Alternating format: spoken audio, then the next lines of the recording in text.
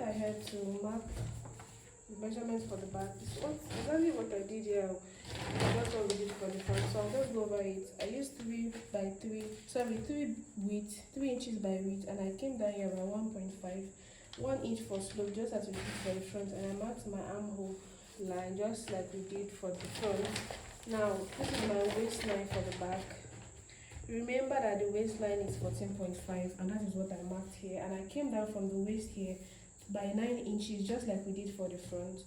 That's why I marked here as my hip line, and this is my hem line. And my hem line, you can come down from the hip line to measure what you have here, and then that's what I transferred down to here.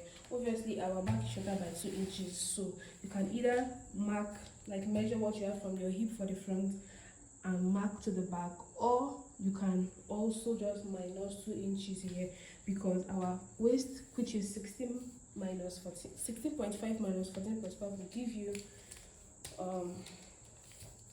it will give you 2 inches, right? So this is what I did here, and I'll go ahead to create our armhole curve just like we did for the front.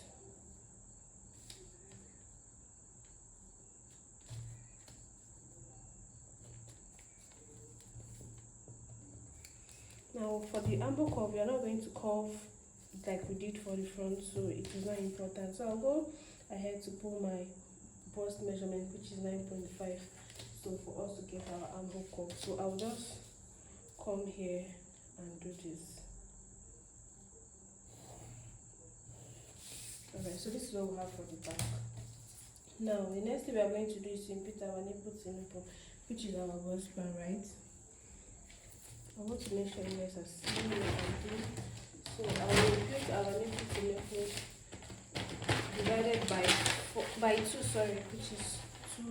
which is 4 inches, and I'll go ahead to mark it. I'll mark it on the chest line, on the waistline, and from my waistline I'm going to come down by 7 inches. So that's how long I want my dart for the back to be. So that's what I just did here, and I'll connect it to a straight line. So what I'm doing here is just basically doing the same thing we did for the front, right? So no big deal here. And if you see, you can see that this dart for the back extends up to the chest line. So we are going to extend it up to the chest line. The same way we did 0.75 on both sides for the front, that's what we are going to still do for the back. And I'm just going to go ahead to connect. I don't want this video to be too long, so I'm trying my best to make it fast. I already went ahead to impute my measurements, so I'm just going to connect with our ruler.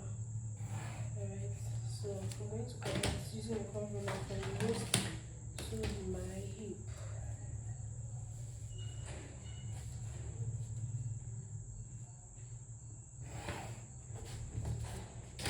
So like we said for the front, you can either connect into a straight line if you want a straight gown, or you can either make it a pencil gown by doing so.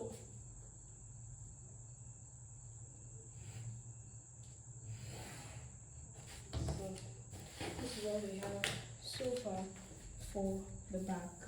So the next thing we are going to be doing is to work on our back. So we are going to work on this back. We don't need any zipper bulging, right? So we need to work on the back. Remember, we have not added our zipper allowance, so by the time we are done shaping and contouring the back, when you're cutting, you're going to cut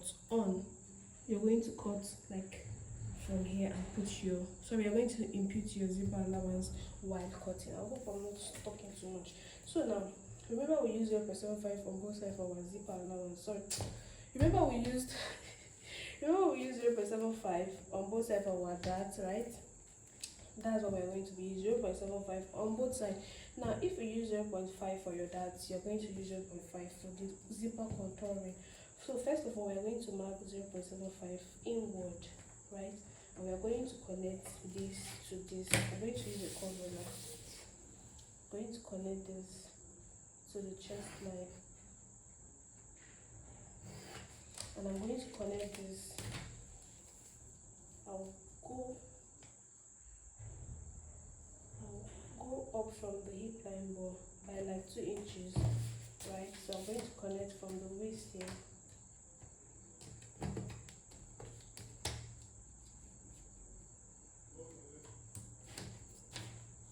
Please make sure you're careful. So this is what I have now. Now this is the first step. The next step we need to do is to create like something like a dart here, right? So we use 0.75 on our dart. So we're going to be marking 0.75 on both sides. Why we are doing this is so that our zip can sit properly and our cloth will come out as perfect as possible. Alright, so that's what we have here. So like this now, our zip is going to sit properly. I'm going to come back to this, but before then, let's go to the hem of the dress.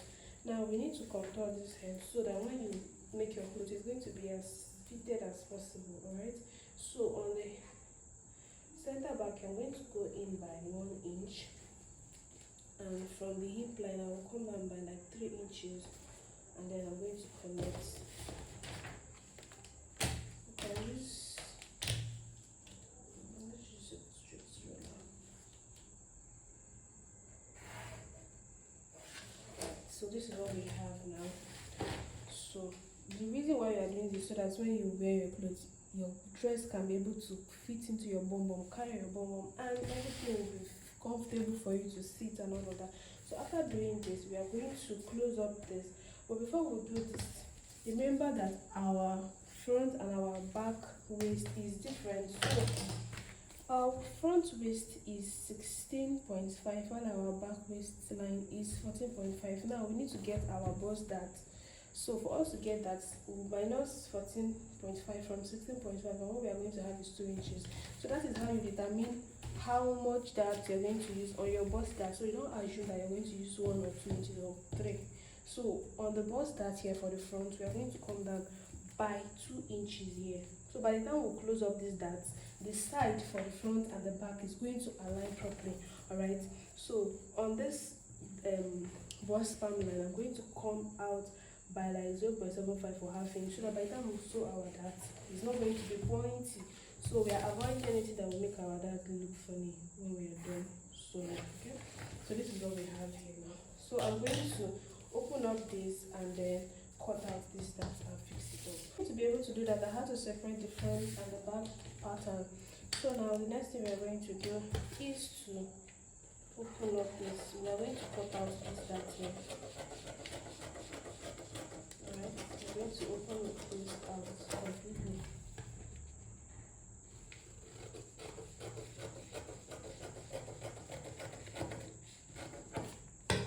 So after having this, we have to close it up. Remember to close it up. Please make sure everything aligns properly.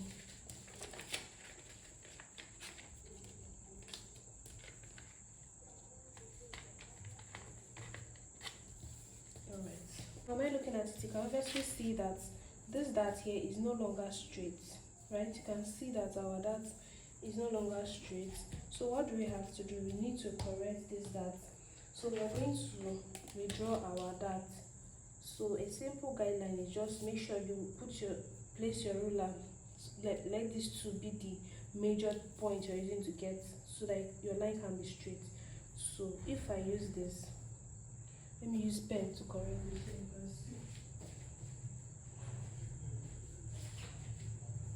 So I'm going to be using pen for the sake of this video, so we can see very well. So you can see our new line here now. I'm going to clean up this place. After cleaning, this is what we have. So we're going to redraw our dart. So from here, I'm going to mark 0.75 and 0.5. I'm going to connect our dart.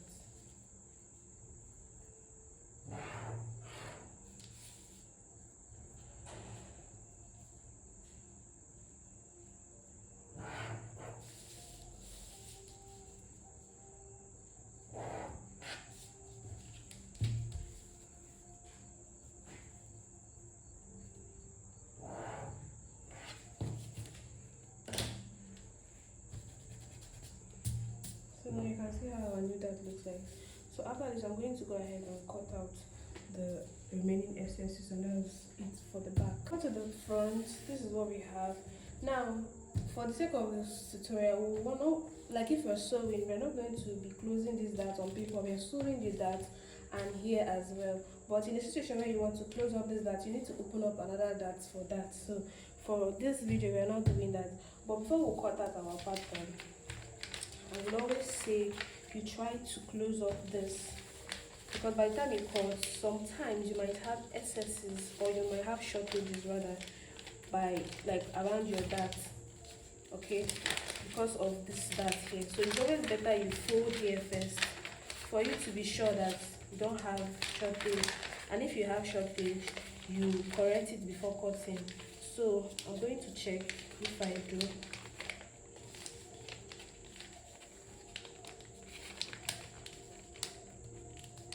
Okay, you can see that my own, I have a little shortage here. I've not been able to fold it very well, but you can see that I shortage here. So I'm going to just use my pencil to just connect it like this. So by the time you're done cutting, you're not going to have excess on your pattern. So I'm just going to go ahead and cut.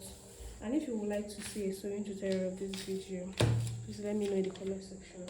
So I'll go ahead to cut and show you. And this is what our back piece looks like. If you add zipper, so when you're cutting your fabric, you're just going to add zipper allowance on this edge, and that is it. Thank you so much for watching to this point. Don't forget to like the video, subscribe, and drop a comment in the comment section. Thank you so much, and see you again in the next tutorial.